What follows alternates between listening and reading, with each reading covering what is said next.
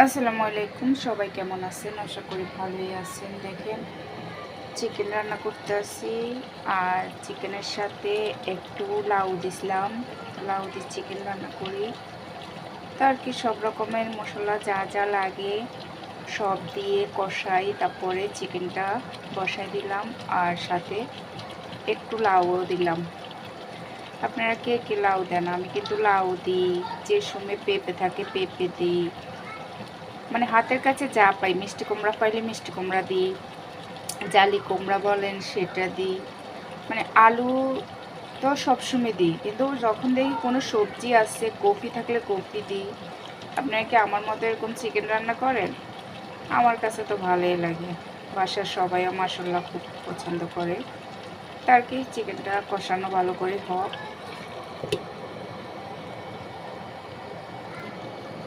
একটু দেখেন মোটামুটি চিকেনটা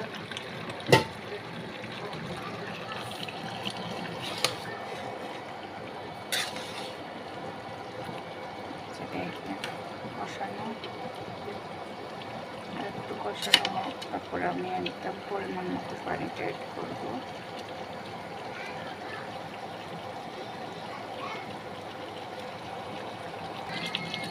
এই যে দেখেন মোটামুটি ভালোভাবে কষানো হইতে আসছে বা হয়ে গেল। আর একটু হোক, যত বেশি মাংস বলেন মশলা বলেন কষানো হয় তত বেশি জিনিসটার টেস্টটা দ্বিগুণ বেড়ে যায়। ভালো করে কষানো হইলে আমি প্রয়োজনে অল্প একটু পানি অ্যাড করব। এই যে দেখেন, এবার আমি পরিমাণ মতো পানিটা অ্যাড করব, বেশি একটা দিব না পানি।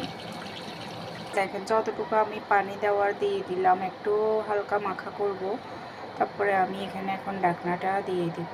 এই যে ঢাকনাটা দিয়ে দিলাম, এবার হইতে থাক। এই তো দেখেন মোটামুটি চিকেনটা হইতে আছে।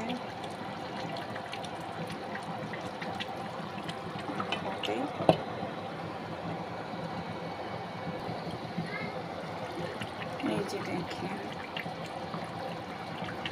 মাশাআল্লাহ কালারটা কিন্তু ভালোই আসছে। আমার ওই অন্ধকার পরে ইন্ডাকশন ওভেনটা আমার একটু এর ভিতরে, এই কারণে এখানে কোনো লাইটিং নাই, তার জন্য একটু অন্ধকার লাগে।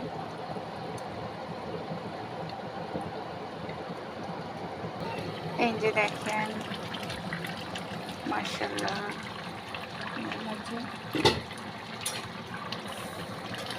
চিকেনটা একদম পারফেক্ট ভাবে কিন্তু ধুয়ে দেব।